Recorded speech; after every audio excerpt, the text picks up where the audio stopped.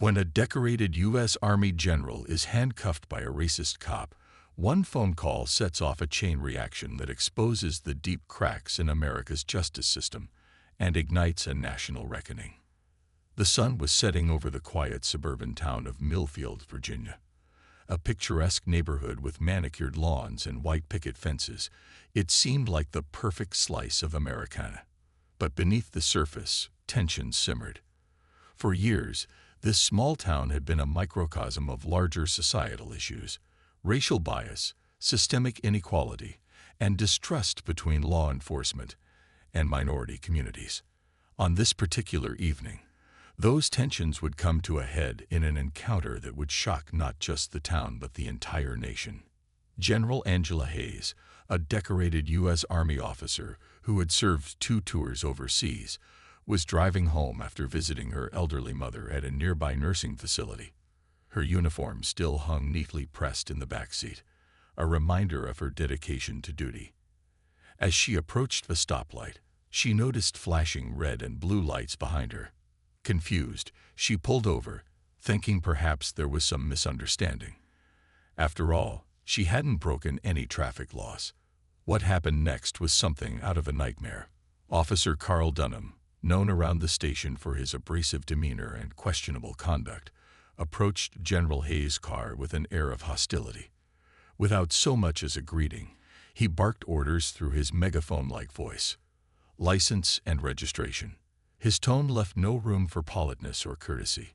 It was aggressive, dismissive, and tinged with disdain. General Hayes, calm and composed despite the officer's aggression, complied immediately. She handed over her documents, which included her military ID, clearly identifying her rank and service record.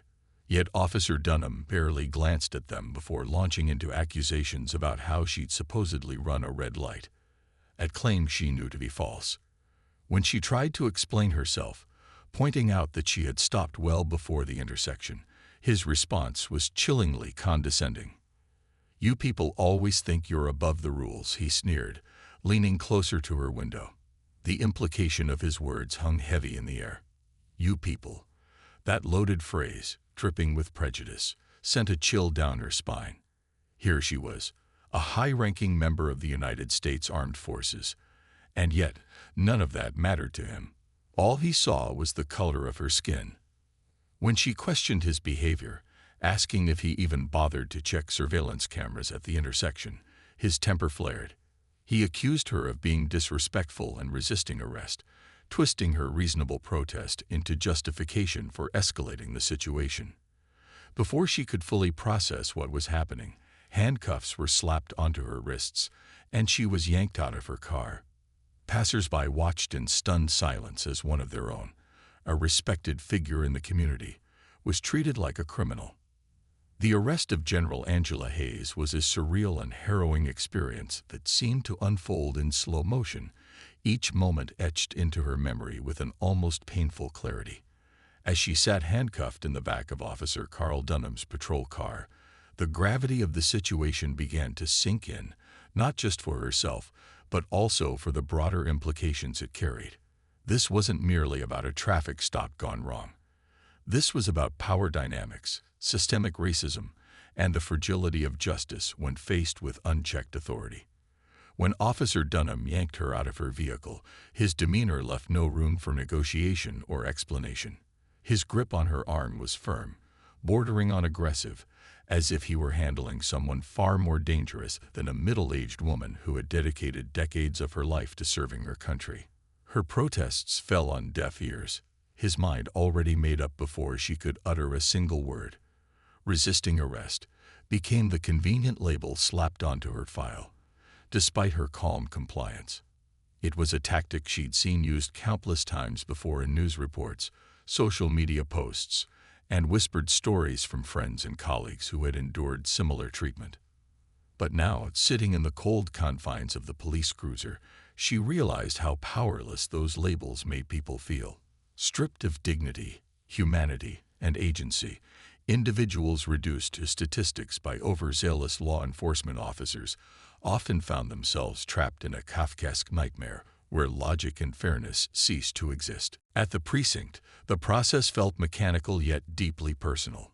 Every step, from fingerprinting to mug shots, was designed to humiliate and dehumanize. The fluorescent lights buzzed overhead, casting harsh shadows across grimy walls plastered with outdated posters warning against drunk driving and domestic violence. Officers moved around her with indifference, their faces blank masks hiding whatever thoughts they might have harbored about arresting a high-ranking military official. Some stole curious glances at her uniform ID lying carelessly on a desk nearby, its golden insignia glinting under the artificial light.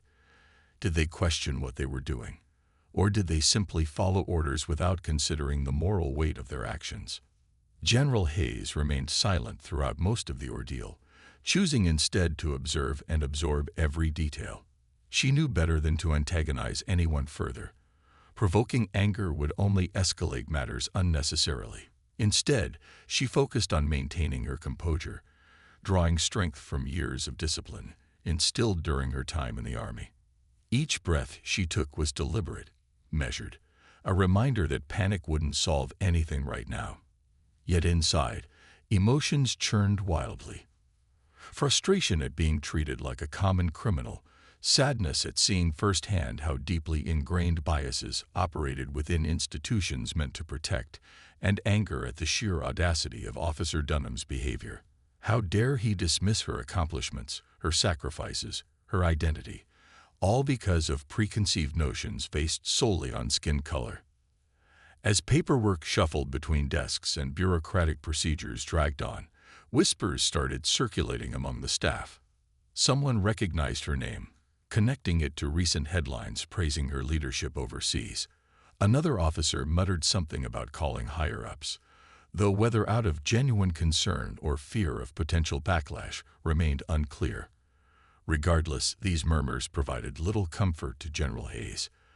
By this point, she understood all too well that reputations meant nothing when pitted against prejudice. Even heroes could be vilified if viewed through the lens of bias. Finally came the moment she'd been waiting for, her one phone call. Standing alone in a dimly lit corner of the station, she clutched the receiver tightly, her fingers trembling slightly despite her best efforts to remain steady. Dialing the number felt surreal, almost dreamlike, given the circumstances. Would help actually come? Or would this turn into yet another example of systemic failure, leaving marginalized voices unheard? Taking a deep breath, she listened intently as the line rang once, twice, then connected. "Hello," came the familiar voice on the other end. Relief washed over her instantly. Senator Marcus Reed, a staunch advocate for racial equality and reform within law enforcement, was not just a colleague, but a trusted ally.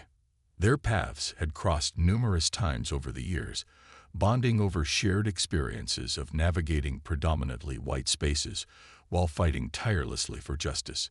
Hearing his voice now reassured her that change was possible, even amidst chaos.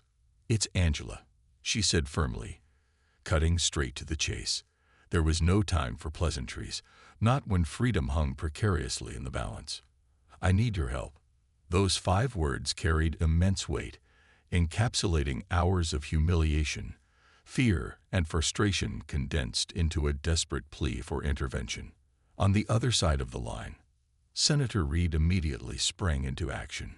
Years spent advocating for victims of police brutality had taught him the importance of swift response. Within minutes, he orchestrated a multi-pronged approach aimed at securing General Hayes' release while simultaneously exposing the injustice unfolding in real time. Calls flew back and forth between Pentagon officials demanding answers, local authorities urging restraint until proper investigations could take place, and national news outlets eager to break the story. Social media platforms lit up almost instantaneously, amplifying outrage and solidarity alike. Hashtags like #Justice for Angela Hayes trended globally, uniting strangers across continents under a common banner of indignation. Meanwhile, back at the precinct, tensions simmered just below the surface. News crews arrived en masse, setting up cameras and microphones outside the building. shining spotlights directly onto proceedings usually conducted behind closed doors. Protesters gathered quickly, holding signs bearing messages such as "Black Lives Matter" and "Honor Our Heroes." Chants echoed through the streets, growing louder with each passing hour. For many residents of Millfield, this incident served as a wake-up call, a stark reminder of ongoing struggles faced daily by Black Americans nationwide. Despite external pressures mounting rapidly, internal dynamics within the station remained tense.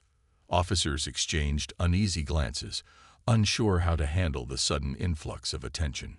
Some expressed quiet admiration for General Hayes, acknowledging her service and questioning why things had escalated so dramatically. Others doubled down defensively, insisting protocols were followed correctly regardless of public opinion. Amidst conflicting viewpoints, confusion reigned supreme.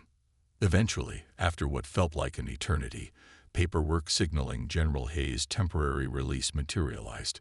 Charges hadn't been dropped entirely, far from it, but pending further investigation, she was allowed to leave custody. Stepping outside into fresh air proved overwhelming initially. Bright lights and loud voices assaulted her senses simultaneously. Reporters shouted questions left and right, shoving microphones inches away from her face. Supporters cheered loudly, waving flags emblazoned with stars and stripes alongside banners celebrating diversity and inclusion.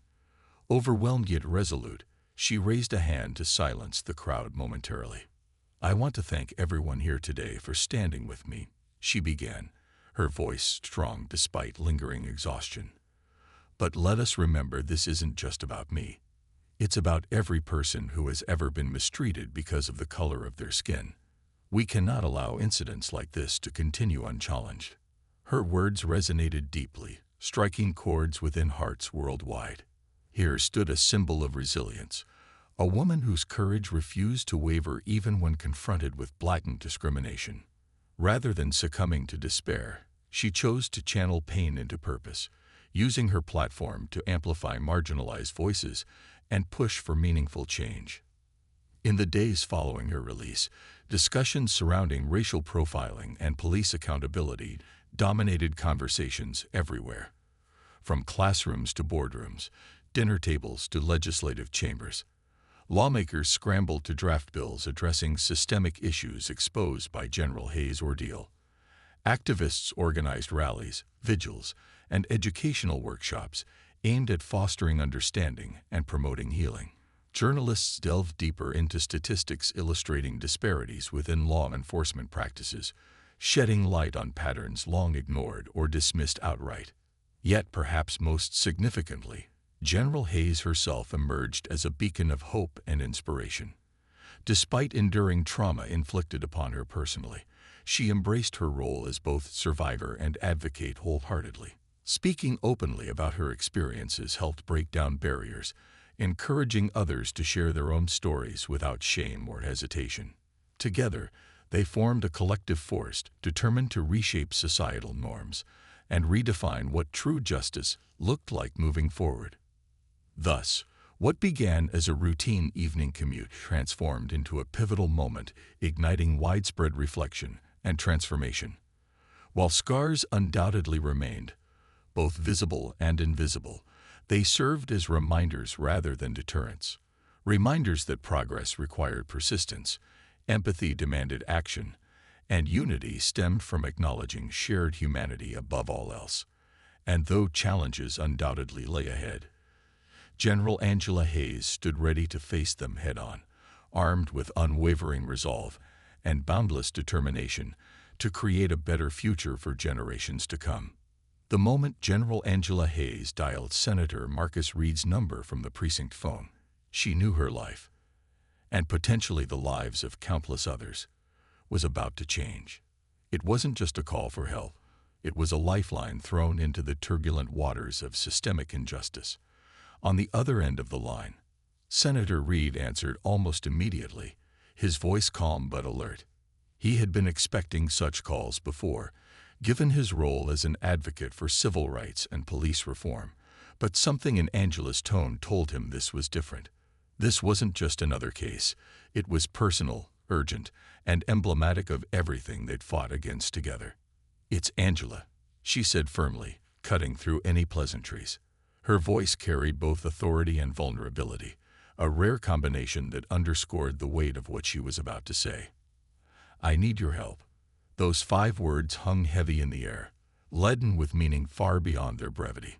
They spoke volumes about trust, desperation, and the unspoken bond between 2 individuals who had spent years navigating spaces where racism often lurked beneath polished facades. For Angela, reaching out wasn't merely about securing her release. It was about leveraging her position and platform to expose the cracks in a broken system. Senator Reid didn't hesitate. With decades of experience advocating for marginalized communities, he understood the gravity of the situation instantly. His first move was strategic.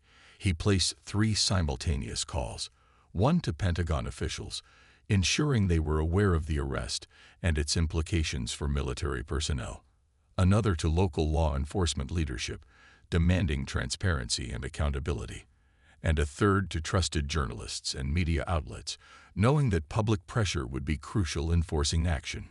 Each call was deliberate, calculated, and fueled by a deep sense of moral responsibility. By the time he hung up, wheels were already turning across multiple fronts. Within minutes, news broke on social media platforms. A single tweet from Senator Reid's verified account sent shockwaves through the digital landscape. "Tonight, a decorated U.S. Army general was arrested under questionable circumstances. Racism has no place in our justice system. We demand answers. #Justice for Angela Hayes." The hashtag quickly gained traction, spreading like wildfire as users shared the post, tagged influencers, and recounted similar experiences of racial profiling. Within hours, the story dominated headlines nationwide, sparking outrage, disbelief, and calls for immediate reform. As momentum built online, protests began forming organically in cities across America. In Millfield, Virginia, the small town where Angela's arrest took place, neighbors gathered outside the precinct, holding candles and signs bearing messages like "Protect our heroes" and "Black Lives Matter." Social media footage captured chants echoing through the streets, blending anger with hope. Elsewhere, veterans groups, civil rights organizations, and grassroots activists joined forces, organizing rallies and vigils to show solidarity with General Hayes. What started as one woman's plea for justice morphed into a collective cry for systemic change. Meanwhile, behind closed doors, political machinery whirred into motion. At the Pentagon, top brass convened emergency meetings to discuss the implications of Angela's arrest. Military leaders expressed outrage not only at the treatment of a high-ranking officer, but also at the broader message it sent to service members of color. Questions arose. How could someone who had risked their life defending democracy abroad face such indignity at home? Was this an isolated incident, or symptomatic of deeper issues within law enforcement? These discussions spilled over into congressional hearings, where lawmakers grilled experts on racial bias in policing and debated potential reforms. Senator Reid seized the opportunity to introduce sweeping legislation aimed at addressing these very concerns. Dubbed the Accountability and Reform Act, the bill proposed several key measures: mandatory de-escalation training for all law enforcement officers, independent oversight committees to investigate misconduct claims, and stricter penalties for those found guilty of racial profiling. Public support for the measure surged, driven largely by momentum generated from Angela's case. Petitions circulated online garnered millions of signatures, while celebrities and public figures lent their voices to the cause. The movement transcended party lines, uniting Americans from diverse backgrounds under a common goal: dismantling structures of oppression. Back in Millfield, Officer Carl Dunham found himself at the center of a maelstrom.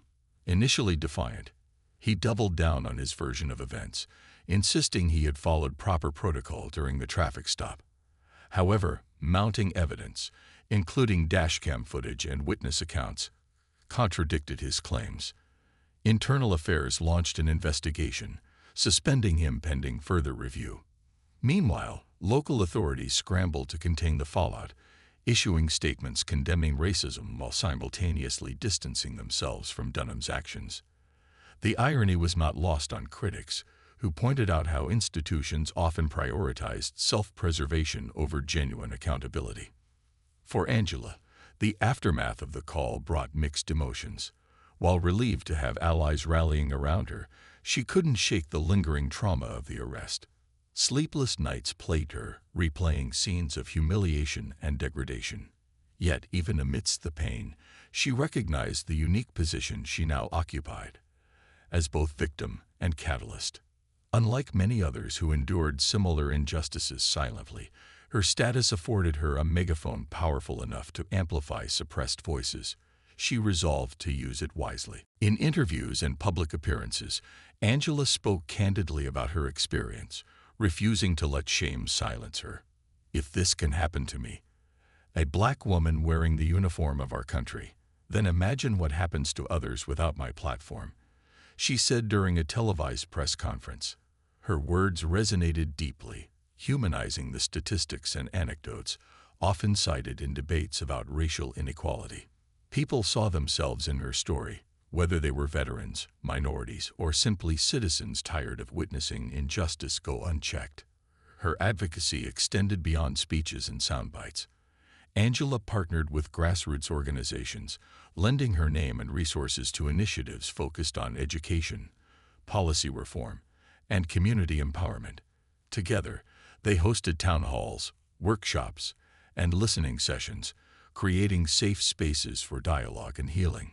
She worked closely with Senator Reid to draft provisions included in the Accountability and Reform Act, ensuring the legislation addressed real-world challenges faced by marginalized communities.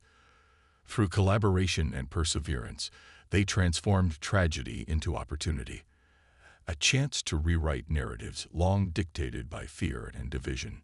Yet perhaps the most profound impact of that single phone call was its ripple effect. Across the nation, people began having difficult conversations about race, privilege, and power. Families sat down at dinner tables to discuss systemic inequities. Schools incorporated lessons on implicit bias and historical context into curriculums. Law enforcement agencies revisited training protocols, emphasizing cultural competency and ethical conduct. Slowly but surely, seeds of change took root, nurtured by courage and conviction. Looking back, Angela often reflected on the night she made that call. It wasn't just a moment of desperation. It was a turning point, a spark igniting a firestorm of awareness and action.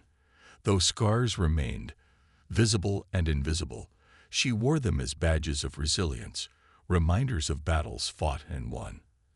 And though the road ahead promised more challenges, she walked it with unwavering resolve, knowing that true justice required patience, persistence, and partnership.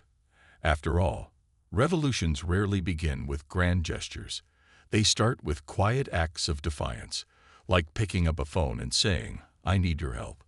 The aftermath of General Angela Hayes' arrest and the subsequent national outcry was nothing short of transformative, rippling through every layer of American society.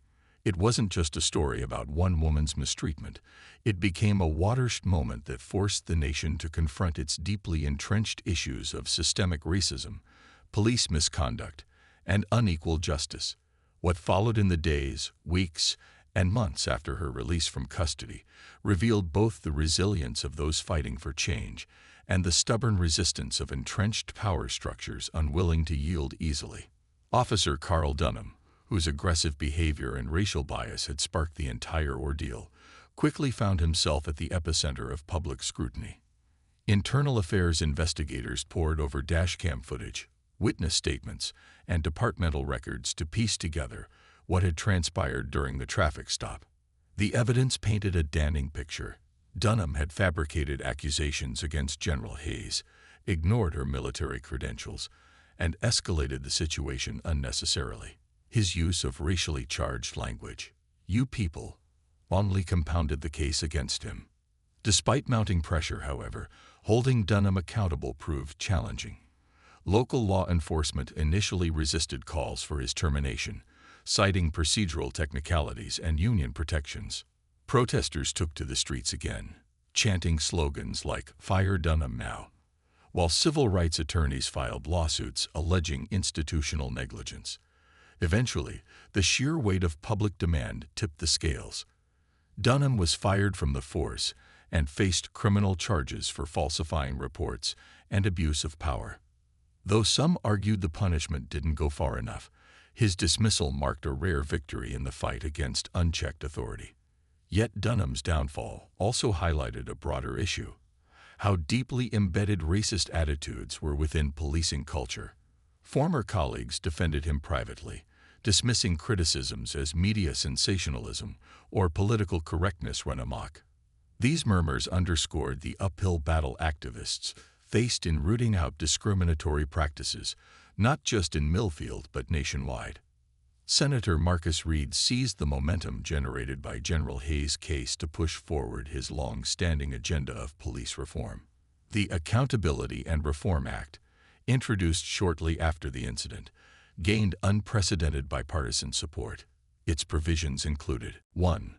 Mandatory bias training. All law enforcement officers would be required to undergo rigorous training programs addressing implicit bias, cultural sensitivity, and de-escalation techniques. 2. Independent oversight committees.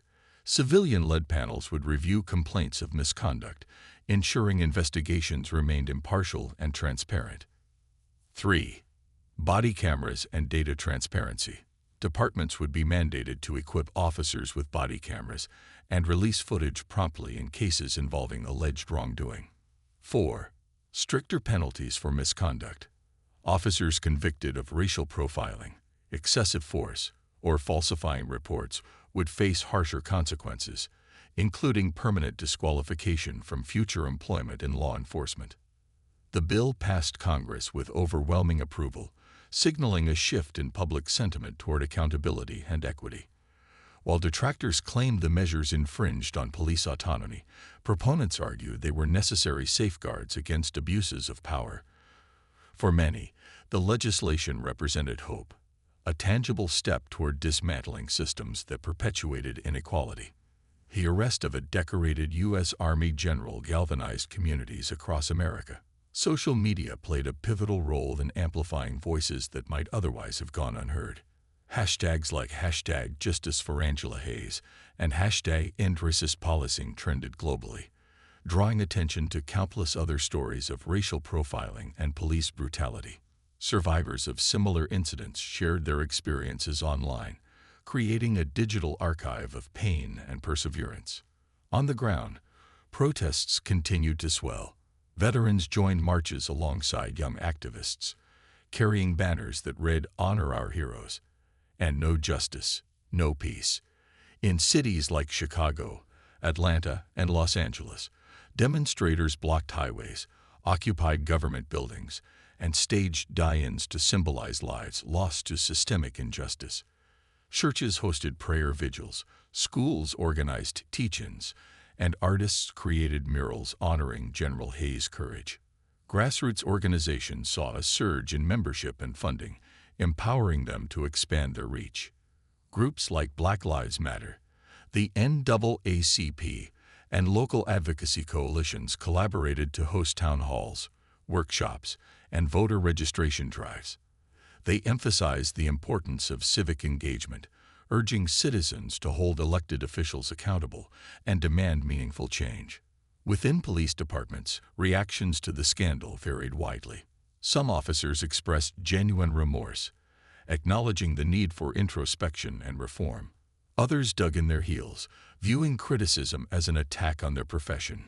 Tensions simmered behind closed doors as administrators grappled with how to implement new policies without alienating rank-and-file members. Training sessions introduced under the Accountability and Reform Act sparked heated debates. Many veteran cops resisted discussions of implicit bias, claiming they were being unfairly targeted. Younger recruits, however, embraced the opportunity to learn and grow, recognizing that modern policing required adaptability and empathy. This generational divide hinted at potential progress, but also underscored the challenges ahead. Community policing initiatives gained traction as departments sought to rebuild trust. Officers participated in neighborhood cleanups, youth mentorship programs, and dialogue forums aimed at fostering mutual understanding. While these efforts yielded mixed results, they signaled a willingness to try new approaches, even if incremental. For General Angela Hayes, the aftermath of her arrest was a journey of healing and transformation. Despite securing her freedom, emotional scars lingered. Nightmares plagued her sleep, replaying scenes of humiliation and degradation. Therapy sessions helped her process the trauma, allowing her to channel pain into purpose. She emerged stronger, more determined than ever to use her platform for good. General Hayes became a vocal advocate for racial justice, traveling the country to speak at conferences, universities, and community events. Her speeches combined personal anecdotes with policy recommendations, offering audiences a roadmap for meaningful change. She co-authored opinion pieces with Senator Reid, calling for comprehensive reforms in education, healthcare, and housing, areas where systemic inequities often intersected with policing. Her work extended beyond rhetoric. Partnering with grassroots organizations, she launched initiatives focused on empowering marginalized communities. One program provided free legal assistance to victims of racial profiling, helping them navigate complex court systems. Another offered scholarships to minority students pursuing careers in law enforcement, aiming to diversify departments from within. Though critics dismissed her activism as self-serving, supporters hailed her as a beacon of resilience. Her ability to rise above adversity inspired countless others to do the same. By sharing her story openly, she humanized statistics and reminded people that behind every headline was a real person grappling with injustice. The ripple effects of General Hayes' arrest extended far beyond policing. Educators incorporated lessons on systemic racism into curriculums, teaching students about historical context and contemporary struggles. Corporations reevaluated hiring practices and diversity initiatives, striving to create more inclusive workplaces. Artists used their platforms to highlight themes of identity, belonging, and resistance, sparking conversations that transcended traditional boundaries. At the same time, backlash emerged. Conservative pundits accused the movement of promoting division, arguing that focusing on race undermined national unity. Online trolls harassed General Hayes and her allies, spreading misinformation and hate speech. Yet these attempts to derail progress only strengthened resolve among advocates, who viewed opposition as proof of the movement's impact. A new chapter. As time passed, the initial fervor surrounding General Hayes' case began to wane, replaced by quieter, sustained efforts toward lasting change. Legislation enacted under the Accountability and Reform Act started yielding results. Fewer instances of racial profiling, increased transparency in investigations, and greater accountability for officers who violated protocols. Communities reported improved relations with law enforcement, though challenges remained. For General Hayes, the experience left an indelible mark. Though scars remained, they served as reminders of battles fought and won. She continued advocating tirelessly, knowing the road ahead promised more obstacles, but also opportunities to build a fairer, more equitable future. Her story stood as a testament to the power of resilience, allyship, and collective action in the face of injustice. In the end, the arrest of a U.S. Army general wasn't just a blip in the news cycle. It was a catalyst for transformation, igniting a movement that refused to be extinguished. And as America looked inward, grappling with its flaws and aspirations, one truth became undeniable. The arc of history bends toward justice, but only when courageous individuals dare to pull it forward.